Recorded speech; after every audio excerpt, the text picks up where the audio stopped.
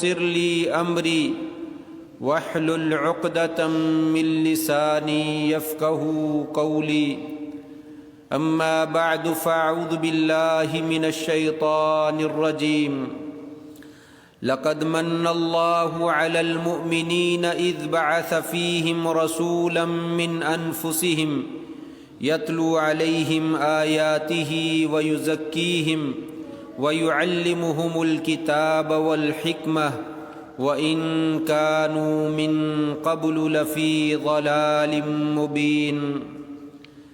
البتہ تحقیق اللہ تبارک و تعالی نے احسان فرمایا مومنوں پر جب انہی کی جانوں میں سے ایک رسول مبعوث فرمایا جو ان پر قرآن مجید کی آیات کی تلاوت کرتا ہے اور ان کا تزکیہ نفس کرتا ہے اور انہیں کتاب و حکمت کی تعلیم دیتا ہے، اگرچہ وہ اس سے پہلے واضح گمراہی میں تھے۔ نہایت عزت کے لائق سامعین محترم، اللہ تبارک و تعالی نے آپ صلی اللہ علیہ وسلم کو ساری کائنات کی طرف رسول بنا کر مبعوث فرمایا۔ آپ صلی اللہ علیہ وسلم کا جو عظیم مشن تھا اس کا ایک حصہ یہ تھا کہ لوگوں کا تزکیہ نفس کیا جائے، لوگوں کے دلوں میں جو خرابی ہے اسے دور کیا جائے، دلوں کو ایمان اور نور کی روشنی سے بھر دیا جائے، دلوں کے اندر جو حسرت، حسد، نفرت، بغض اور کینہ ہے اسے نکال دیا جائے، اس میں اللہ، اس کے رسول، مومنوں اور رشتہ داروں اور دوست و احباب کی محبت کو جو ہے وہ بھر دیا جائے۔ یہ اللہ تبارک و تعالی نے قرآن مجید میں کئی مقامات پر آپ صلی اللہ علیہ وسلم کا مشن، اس کا تذکرہ فرمایا ہے کہ آپ معلم انسانیت بنا کر بھیجے گئے اور تعلیم انسانیت میں آپ کا سب سے اہم فریضہ تزکیہ نفس تھا، انسانوں کے نفوس کی پاکیزگی تھا کہ نفسوں کو پاک اور صاف کر دیا جائے، نفسوں میں جو میل اور کچیل ہے اور گدلا پن ہے اسے ختم کر دیا جائے۔ ابراہیم علیہ السلام نے جب اللہ تبارک و تعالیٰ سے دعا فرمائی تو اس میں بھی اسی بات کا تذکرہ فرمایا، ربنا وابعث فیہم رسولا منہم یتلو علیہم آیاتک ویعلمہم الکتاب والحکمہ ویزکیہم۔ اے اللہ، ہماری اولاد میں، ہمارے آنے والی نسل میں ایسا رسول اور نبی مبعوث فرما جو کتاب و حکمت کی تلاوت بھی کرے اور لوگوں کے نفسوں کا تزکیہ بھی کرے۔ اور اللہ تبارک و تعالی نے آپ صلی اللہ علیہ وسلم کی بعثت کا مقصد بھی یہی قرار دیا، هو الذی بعث فی الامیین رسولا منہم یتلو علیہم آیاتہ ویزکیہم۔ اللہ نے وہ رسول بھیجا ہے جو اللہ کی آیات کی تلاوت بھی کرتا ہے اور ان کا تزکیہ بھی کرتا ہے۔ یعنی کئی آیات میں اللہ تبارک و تعالی نے یہ آپ کا نمایاں اور بنیادی مشن قرار دیا کہ آپ تزکیہ نفس فرماتے ہیں، بلکہ یہ آپ صلی اللہ علیہ وسلم کا ہی صرف مشن نہیں تھا بلکہ تمام انبیاء کا یہی مشن تھا۔ جتنے بھی انبیاء اور رسل اللہ تبارک و تعالی نے کائنات کے اندر بھیجے، سب کا یہی فریضہ تھا کہ وہ تزکیہ نفس فرمائیں۔ جیسا کہ فرعون کے بارے میں اور موسیٰ علیہ السلام کے بارے میں اللہ تعالی نے تذکرہ کرتے ہوئے فرمایا، اذهب الى فرعون انه طغى فقل هل لك الى ان تزكى۔ جاؤ، جا کر فرعون کی طرف جو ہے وہ ہمارا پیغام پہنچا دیجئے، یقیناً اس نے سرکشی کی ہے، اور اسے کہو کہ ابھی وہ وقت نہیں آیا ہے کہ تو اپنے نفس کا تزکیہ کر لے۔ آؤ ہماری تعلیمات کی طرف آؤ اور اپنے نفس کا جو ہے وہ تزکیہ کر لو۔ نبی کریم صلی اللہ علیہ وسلم کا ایک مشہور قصہ ہے کہ آپ مشرکین مکہ کے چند چودھری وہ آپ کی بات سننے کے لیے آیا اور کہا کہ ہمیں علیحدہ سے ٹائم دے دیجئے۔ آپ کے قریب ایک نابینا صحابی عبداللہ ابن ام مکتوم رضی اللہ تعالیٰ عنہ وہ بھی اس وقت جو ہے وہ ملنے کے لیے آئے اور آپ سے کچھ بات چیت کرنا چاہتے تھے۔ آپ نے ان سے منہ موڑ لیا اور اعراض کیا تاکہ میں چودھریوں کی بات سن لوں اور انہیں واعظ اور نصیحت کر دوں، شاید وہ ایمان لے آئیں۔ اللہ تبارک و تعالیٰ کو یہ بات پسند نہیں آئی۔ فرمایا عبس وتولی ان جاءہ الاعمی وما یدریک لعلہ یزکی۔ اے نبی کریم صلی اللہ علیہ وسلم، آپ نے ایک بندے سے اعراض کیا اور منہ موڑ لیا اور چہرے کے اوپر بل لے آئے یہ کہ وہ ایک نابینا آدمی ہے، آپ کو معلوم نہیں شاید وہ آپ کے پاس آ کر اپنے نفس کا جو ہے وہ تزکیہ کرنا چاہتا۔ گویا کہ رسالت و نبوت کا یہ اہم ترین مشن ہے کہ انسانوں کے نفوس کا جو ہے وہ تزکیہ ہونا چاہیے، بلکہ اللہ تبارک و تعالیٰ نے تو کامیابی اور ناکامی کا سارا انحصار اسی تزکیہ نفس کے اوپر رکھا ہے۔ کئی جگہ پہ اللہ تعالیٰ نے قرآن مجید میں ارشاد فرمایا، مثلا ان میں سے ایک جگہ ہے قد افلح من زکاہا وقد خاب من دساہا۔ وہ انسان کامیاب ہو گیا جس نے اپنے نفس کا تزکیہ کر لیا، اور جس نے تزکیہ نہیں کیا وہ ناکام ہو گیا اور نامراد ہو گیا۔ قد افلح من تزکا وذکر اسم ربہ فصلی بل تؤثرون الحیاۃ الدنیا والآخرۃ خیر وابقی ان ھذا لفی الصحف الاولی۔ وہ انسان کامیاب ہو گیا جس نے تزکیہ نفس کیا اور اللہ کا نام لیا اور نماز پڑھی۔ اور تم لوگ جو ہے وہ دنیا کی زندگی کو ترجیح دیتے ہو، آخرت کی زندگی بہت ہی بہتر ہے۔ اور یہ بات ہم نے صرف قرآن مجید میں ہی بیان نہیں کر رکھی بلکہ سابقہ بہت ساری کتابوں میں بیان کی ہے۔ گویا کہ جنت اور جہنم کا معیار یہ تزکیہ نفس کے اوپر ہے۔ جس نے اپنے نفس کا تزکیہ کر لیا وہ جنت کا وارث بن گیا اور اللہ تعالیٰ کے ہاں کامیاب ہو گیا اور سرخرو ہو گیا۔ جس نے اپنے نفس کا تزکیہ نہیں کیا وہ جہنم میں چلا گیا، وہ ناکام ہو گیا اور نامراد ہو گیا۔ تزکیہ نفس ہوتا کیا ہے؟ انسان کا نفس جو ہے، انسان کا وجود جو ہے، چاہے وہ دل ہے یا اس کا جسم ہے، سر کے بالوں سے لے کر پاؤں کے ناخن تک جسم کے اندر خون بھی ہے، گوشت بھی ہے اور روح بھی ہے۔ یہ پورا وجود یہ اللہ تبارک و تعالیٰ کی ہمارے پاس امانت ہے۔ ہمیں اللہ تبارک و تعالیٰ نے یہ وجود عاریتاً ادھارا دیا ہے، امانت کے طور پر دیا ہے۔ ہم اس دنیا میں اپنی مرضی سے نہیں آئے ہیں اور اس دنیا سے اپنی مرضی سے نہیں جائیں گے۔ ہم نہیں آنا چاہتے تھے، اس وقت اللہ تعالیٰ نے بھیج دیا۔ ہم جانا نہیں چاہتے ہیں لیکن اللہ تبارک و تعالیٰ جو ہے وہ اس وقت لے جائیں گے۔ اس کا مطلب یہ ہوا کہ ہماری یہاں پہ کوئی مرضی نہیں ہے، ہم اپنی منمانی نہیں کر سکتے ہیں۔ یہی نفس جو اللہ تعالیٰ نے ہمیں ادھارا دیا ہے، اللہ تبارک و تعالیٰ یہ چاہتے ہیں اپنا یہ وجود میرے تابع کر دو، اپنا وجود اپنی خواہشات کے تابع نہ کرو، اپنی منمانی نہ کرو، شیطان کے نقش قدم پر نہ چلو، کسی اور کے کہنے پر نہ چلو، صرف میری مان لو۔ یہی تزکیہ نفس ہے۔ اپنے دل کو، اپنے نفس کو، اپنی خواہشات کو میری اور میری شریعت کے جو ہے وہ تابع کر دو۔ میں نے قرآن مجید میں یا اپنے نبی کے ذریعے جو احکامات تمہیں دیے ہیں کہ یہ کام کرنے ہیں ان کو کر کے دکھا دو۔ اگر تم نے وہ کر دیا، یہی تزکیہ نفس۔ جن کاموں سے میں نے روکا ہے ان سے رک جاؤ، یہی تزکیہ نفس۔ دو حرفوں میں بات ہے کہ جو اللہ تبارک و تعالیٰ نے ہمیں پیغام پہنچا دیا ہے کہ یہ کام کرنے ہیں وہ کرنے شروع کر دو۔ جن کاموں سے روک دیا ہے ان سے رک جاؤ، یہ تزکیہ نفس۔ اسی کے اوپر کامیابی اور کامرانی کا جو ہے وہ انحصار ہے، اسی کو اللہ تبارک و تعالیٰ نے قرآن مجید میں تزکیہ نفس قرار دیا۔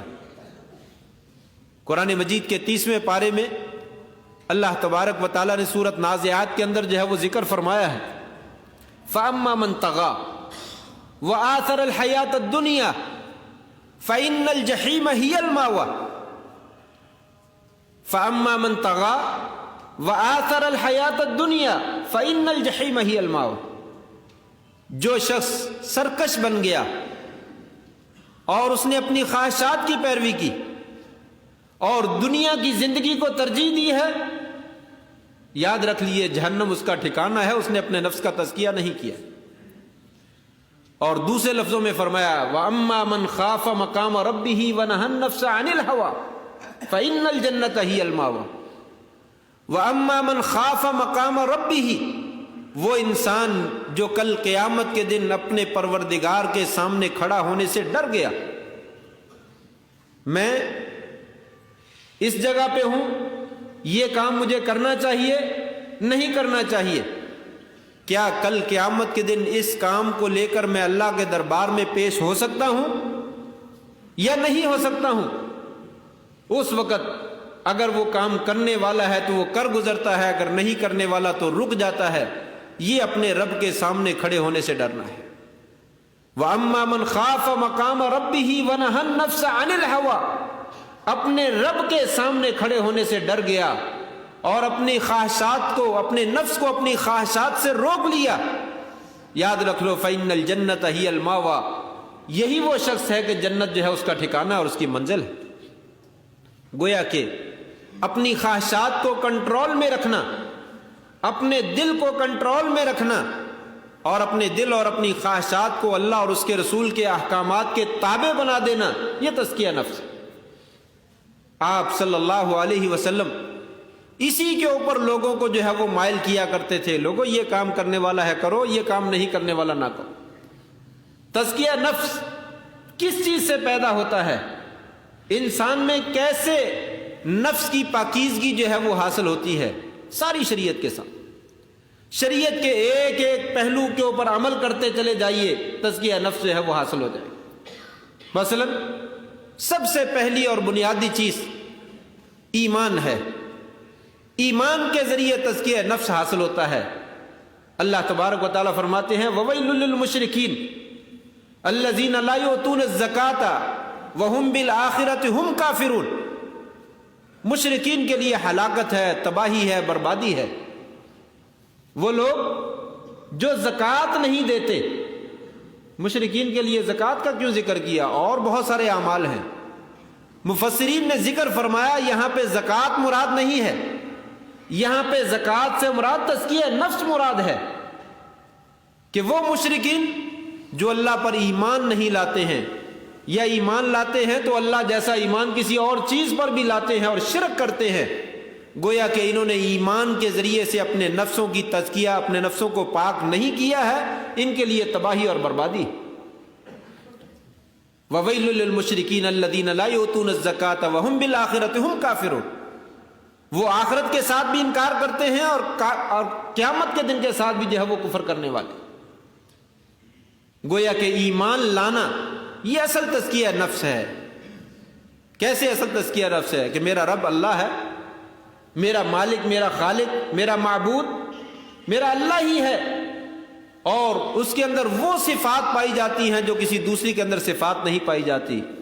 میری ایک ایک حرکات و سکنات کا وہی مالک ہے اور وہ گہری نظر رکھے ہوئے ہے اور میرے ایک ایک عمل کو نوٹ کر رہا ہے اور مجھے ایک ایک عمل کا اس کے سامنے حساب و کتاب دینا ہے۔ مجھے صرف اور صرف اسی کی بندگی کرنی چاہیے اور اسی کی عبادت کرنی چاہیے۔ یہ تزکیہ نفس۔ جس کا اللہ پر ایمان ہے وہ اپنے نفس کو پاک کر لیتا ہے کہ میرا رب سمیع بھی ہے، بصیر بھی ہے، وہ سن رہا ہے، وہ دیکھ بھی رہا ہے اور اس کی قوت بھی بڑی زیادہ ہے۔ وہ جب چاہے میری سانسوں کو بند کر دے، جب چاہے میرے جسم کو فالج زدہ کر دے، جب چاہے میرے جسم کو ساکت کر دے، اس کے اختیار میں ہے، لہٰذا اس کے ڈر سے مجھے تمام اچھے اعمال سر انجام دینے چاہیے اور تمام برے کاموں سے رک جانا چاہیے۔ یہ ایمان ہے اور یہی تزکیہ نفس۔ ایمان بنیادی چیز ہے جس کے ذریعے سے تزکیہ نفس جو ہے انسان کو حاصل ہوتا ہے۔ اور آگے چلیے، ایمان کے بعد سب سے پہلی چیز نماز آتی ہے۔ نماز بہترین تزکیہ نفس ہے۔ جو انسان نماز پڑھتا ہے گویا کہ اس نے اپنے نفس کا تزکیہ کر لیا۔ جو نماز نہیں پڑھتا ہے سمجھیے کہ وہ اپنے نفس کا نہ تزکیہ کرنا چاہتا ہے نہ اس نے کیا ہے۔ قرآن مجید میں ارشاد ہے اللہ تبارک و تعالیٰ کا، ان الصلاۃ تنہا عن الفحشاء والمنکر، لوگوں نماز برائی سے بھی روکتی ہے، بے حیائی سے بھی روکتی ہے۔ نماز لوگوں کا تزکیہ نفس کرتی ہے، لوگوں کے نفسوں کو پاک اور صاف بناتی ہے، نہ اس کو برا کام کرنے دیتی ہے نہ بے حیائی کا کام کرنے دیتی ہے۔ پھر آج سوال ہو سکتا ہے کہ ہم لوگ تو نماز بھی پڑھتے ہیں اور برائی بھی کرتے ہیں اور بے حیائی کے کام بھی کرتے ہیں۔ اس کا جواب یہ ہے، پھر ہماری نماز جو ہے وہ نماز نہیں۔ جو نماز اللہ نے ہمیں پڑھنے کا حکم دیا ہے ہم وہ نماز نہیں پڑھتے۔ نماز اگر صحیح پڑھی جائے تو یقیناً وہ صحیح نماز جو ہے انسان کو برائی سے بھی روکتی ہے اور بے حیائی کے کاموں سے بھی روکتی ہے۔ اللہ تبارک و تعالیٰ نے نسخہ بتلایا ہو، دنیا میں ڈاکٹر اور حکیم نسخہ بتلاتے ہیں، وہ نسخہ کہیں ہو سکتا ہے اپنا پورا صحیح اثر نہ کرے، لیکن اللہ تبارک و تعالیٰ کا بتایا ہوا نسخہ اثر نہ کرے یہ ممکن ہی نہیں۔ ڈاکٹر اور حکیم عموماً بول دیتے ہیں کیا آپ نے دوائی کھائی ہے؟ کہتا جی کھائی ہے، فائدہ نہیں ہوا؟ نہیں فائدہ ہوا۔ آپ نے پھر دوائی جو ہے وہ صحیح طریقے سے استعمال نہیں کی، آپ نے پرہیز جو ہے وہ صحیح طریقے سے نہیں کیا۔ اتنے بجے کھانی ہے، اتنی دفعہ کھانی ہے، فلاں چیز کے قریب نہیں جانا ہے، پھر مجھے 15 دن کے بعد جو ہے وہ رپورٹ دو، پھر پتہ چلے گا دوا نے اثر کیا کہ نہیں کیا۔ لیکن اللہ تبارک و تعالیٰ کا علاج تو 100% ہے۔ یہ ہو ہی نہیں سکتا کہ قرآن میں اللہ کا حکم ہو اور وہ اپنا اثر نہ دکھائے۔ ان الصلاۃ تنہا عن الفحشاء والمنکر، لوگوں نماز بے حیائی اور برائی سے روکتی ہے۔ اگر تمہاری نماز تمہیں بے حیائی اور برائی سے نہیں روک رہی تو پھر اپنی نماز کا جو ہے وہ جائزہ لیجیے، اس میں کہاں کمی ہے؟ وضو اچھا نہیں ہے، نماز کا قیام درست نہیں ہے، نماز کا رکوع درست نہیں ہے، یا نماز کا سجدہ درست نہیں ہے، اس کی تسبیحات اور اس کے اندر اذکار جو ہے وہ درست نہیں ہے، اس میں خشوع اور خضوع کہاں پہ کمی پائی جاتی ہے اس کا جائزہ لیجئے۔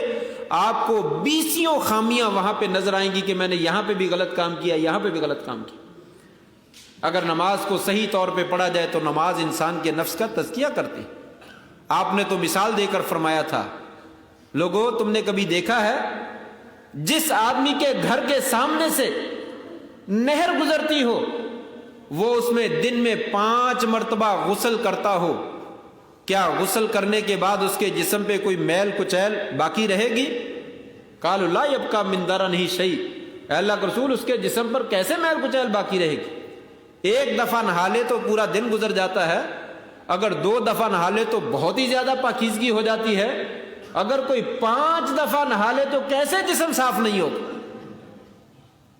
یہاں تو لوگ 6 مہینے نہیں نہاتے ہیں اور پھر بھی وہ سمجھتے ہیں ہم بڑے پاک اور صاف ہیں۔ آپ نے فرمایا یہی مثال بے عین ہی نماز کی۔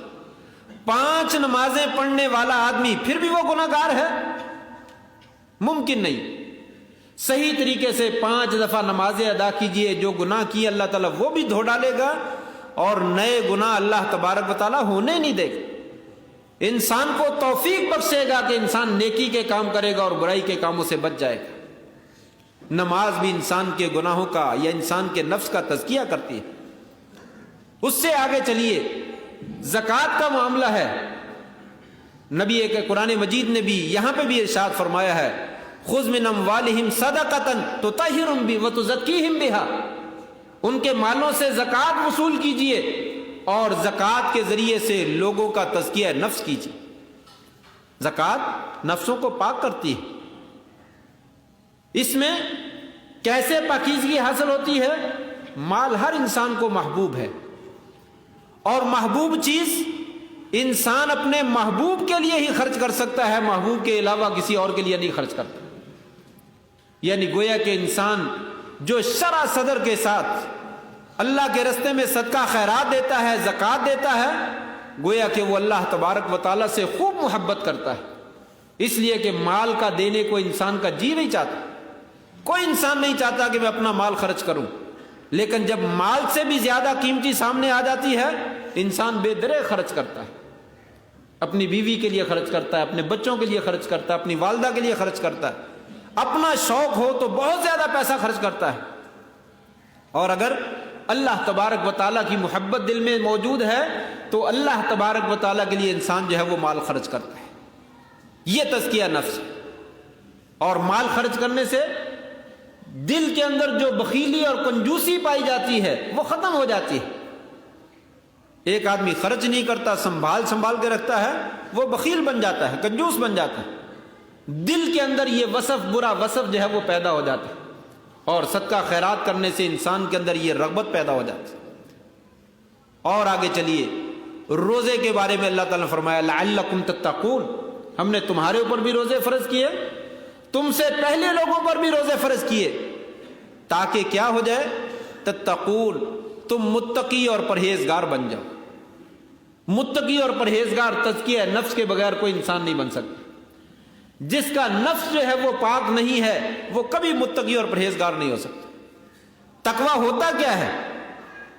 تقویٰ یہ ہے کہ انسان اپنے درمیان اور اپنے گناہوں کے درمیان یا جہنم کے اور اللہ کے عذاب کے درمیان ایسی رکاوٹ کھڑی کر دے جس کے ذریعے سے انسان گناہوں کے قریب بھی نہ جائے، جس کے ذریعے سے انسان اللہ کے عذاب کے بالکل قریب بھی نہ جا سکے۔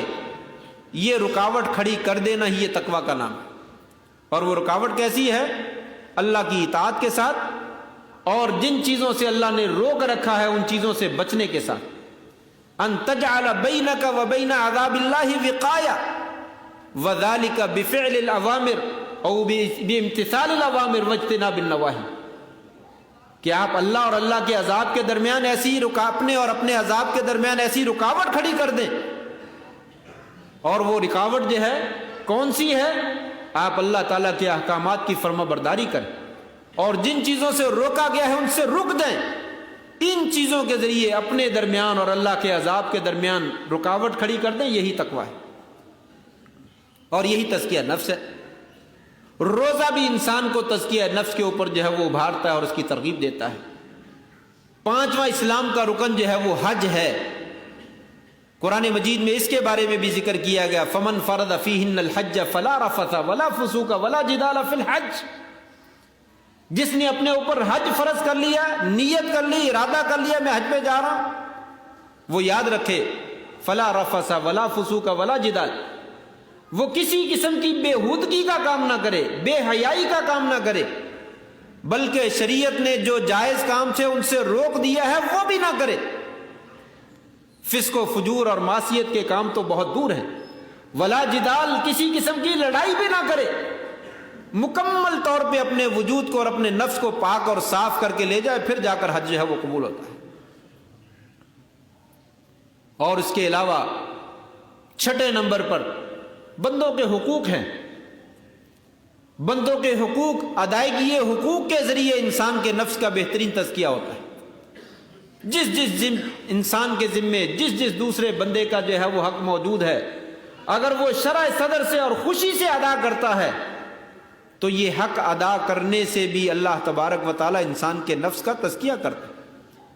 دلوں سے نفرت دور ہوتی ہے، قدورت دور ہوتی ہے، حسد اور بغض اور کینہ جو ہے وہ دور ہوتا ہے انسان جب کسی کا حق جو ہے وہ ادا کرتا ہے۔ جب حق نہیں ادا کرتا تو اس سے عداوت اور بغض پیدا ہوتا ہے، انسان اس سے نفرت کرتا ہے، انسان اس سے دشمنی اختیار کرتا ہے اور دوسرا بھی اس سے کرتا ہے۔ قرآن مجید نے ایک معمولی سا ادب ذکر کرتے ہوئے، ایک معمولی سا حق ذکر کرتے ہوئے کہا، لوگوں یہ حق جو ہے یہ آپ کا تزکیہ نفس کرتا ہے۔ گھر میں داخل ہونے کے آداب کے بارے میں اس قرآن مجید میں ذکر کیا گیا، لوگوں اگر تم کسی کے گھر میں جاؤ، دروازہ کھٹکھٹاؤ، اگر تمہیں اجازت مل جائے تو اندر چلے جاؤ، اگر تمہیں اجازت نہ ملے تو وہیں سے واپس آ جاؤ. وَإِن قِيلَ لَكُمُ ارْجِعُوا فَارْجِعُوا هُوَ أَزْكَىٰ لَكُمْ. لوگوں اگر تمہیں کہا جائے واپس چلے جاؤ تو تم واپس چلے جاؤ. یہ واپس جانا ہی تمہارے لیے تزکیے کا باعث, یہ تمہارے نفسوں کو پاک کر دے گا. اگر تم وہیں پہ کھڑے رہے, اس کا مطلب یہ ہے کہ تمہارے نفس کے اندر پلیدگی پائی جاتی ہے, نجاست پائی جاتی ہے, تمہارا کوئی خطرناک ارادہ ہے, تمہارا مشن جو ہے وہ کوئی درست نہیں. جب گھر والوں نے کہا یہاں سے چلے جائیے, ابھی گھر میں داخل ہونے کی اجازت نہیں, تو واپس آ جائیے.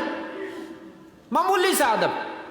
شریعت نے کہا یہ اتنا سا حق بھی لوگوں کا ادا کرنا جو ہے, اس سے بھی تمہارے نفسوں کا جو ہے وہ تزکیہ ہوتا ہے. چہ جائے کہ انسان نے لاکھوں روپے کسی کے دینے ہوں, یا کوئی امانتیں جو ہے وہ واپس کرنی ہو, یا دوسرے حقوق ادا کرنے ہوں, وہ ادا نہ کرے, پھر وہ کہے کہ میرے نفس کا تزکیہ ہو جائے. ایسا نہیں. حقوق اللہ اور حقوق العباد دونوں کے ادا کرنے کا نام جو ہے وہ تزکیہ نفس.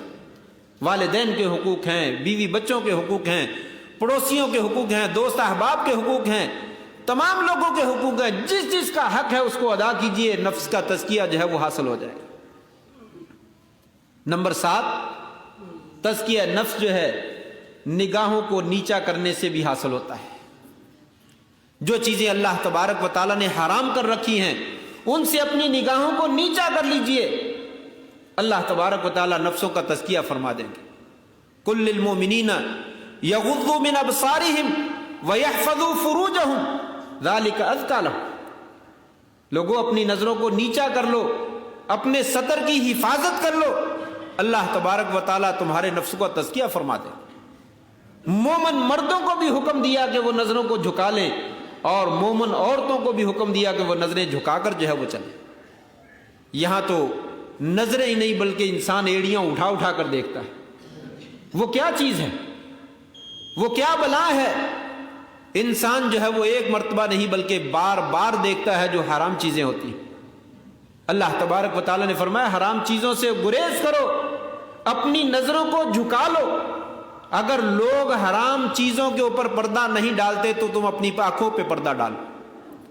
اللہ تبارک و تعالیٰ تمہارے نفسوں کا تزکیہ کر دیں گے, تمہارے نفسوں کو پاک فرما دیں گے. لیکن اگر نہیں کرو گے تو پھر نفسوں کا تزکیہ حاصل نہیں ہو سکتا. نمبر 8, کبھی کبھی قبرستان میں جایا کرو, قبروں کی زیارت کیا کرو. قبروں کی زیارت سے تزکیہ نفس جو ہے وہ حاصل ہوتا ہے. بھول کر چلے جایا کرو, میت کے ساتھ نہیں. اپنا عزیز قریبی رشتہ دار ہے, اس کے ساتھ تو جانا ہی پڑتا ہے, مجبوری ہوتی ہے. دوستوں کو منہ دکھانا ہوتا ہے, رشتہ داروں کو منہ دکھانا ہوتا ہے, وہ تو جانا پڑتا ہے.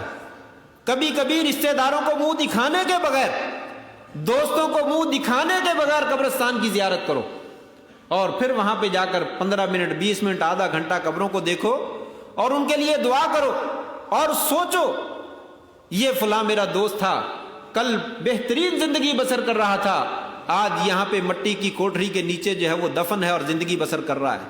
مجھے بھی کل یہیں پہ آنا. کسی کی قبر ٹوٹی ہوئی ہے, کسی کی چھوٹی ہے, کسی کی بڑی ہے, کسی پہ مٹی پڑی ہے, کسی کی نہیں پڑی, اور نیچے اندھیر کھوٹڑی میں کیا پڑا ہوا ہے کوئی پتہ نہیں ہے. میں نے بھی یہاں پہ آنا ہے, مجھے بھی کسی نہ کسی دن کسی لوگوں نے ایسے ہی دفن کر دینا. حضرت عثمان رضی اللہ تعالیٰ عنہ, جہنم کا تذکرہ ہوتا, اللہ کے عذاب کا تذکرہ ہوتا تو اتنا نہ روتے جتنا قبر کو یاد کر کے روتے. پوچھا گیا آپ فلاں جگہ پہ اتنا نہیں روتے, قبر کا جب تذکرہ آتا ہے سامنے آتی ہے تو رو رو کے برا حال کر دیتے ہیں. کہا عذاب تو بعد میں ملا ہے, پہلی منزل تو یہی ہے, معاملہ تو یہیں سے شروع ہونا ہے. وہاں جا کر اگر انسان دیکھتا ہے تو نفس کا تزکیہ ہوتا ہے. کبھی انسان زیادتی نہیں کرتا, ظلم نہیں کرتا, لوٹ مار نہیں کرتا, حرام نہیں کھاتا ہے, ناجائز کام نہیں کرتا ہے. جس کو وہ منزل جو ہے وہ یاد ہوتی ہے, وہی انسان غلط کام کرتا ہے جب وہ منزل انسان کو بھول جاتی ہے. نمبر 9, ذکر الہی اور قرآن مجید کی تلاوت کثرت سے کرنی چاہیے. ذکر جو ہے یہ انسان کا تزکیہ نفس کرتا ہے. اللہ کو ہمیشہ یاد رکھنا چاہیے, قرآن مجید کی کثرت سے تلاوت کرنی چاہیے. ایک حدیث میں آتا ہے جہاں پہ قرآن مجید کی تلاوت کی جاتی ہے, ذکر ہوتا ہے, اللہ کے فرشتے نازل ہوتے ہیں, سکینت نازل ہوتی ہے, رحمت نازل ہوتی ہے. جہاں پہ دلوں میں پلیدگی ہو وہاں پہ فرشتے نہیں آتے، وہاں پہ سکینت نازل نہیں ہوتی، وہاں پہ رحمتیں اور برکتیں نازل نہیں ہوتی۔ گویا کہ اچھی تلاوت کی جائے، خوبصورت تلاوت کی جائے، توجہ سے سنا جائے، اور اسپیشل تلاوت کے لیے انسان مجلس میں حاضر ہو، ذکر کے لیے مجلس میں حاضر ہو، تو وہاں پہ رحمت کے فرشتے آتے ہیں، اور رحمت کے فرشتے وہیں پہ آتے ہیں جہاں پہ انسان کے دلوں کی پاکیزگی جو ہے وہ موجود۔ آخری بات نمبر 10، تلک عشرۃ کاملہ، انسان کو اللہ تبارک و تعالیٰ سے دعا بھی مانگنی چاہیے۔ یا اللہ ہمارے نفسوں کا تزکیہ فرما دے، یا اللہ ہمارے دلوں کو پاک فرما دے۔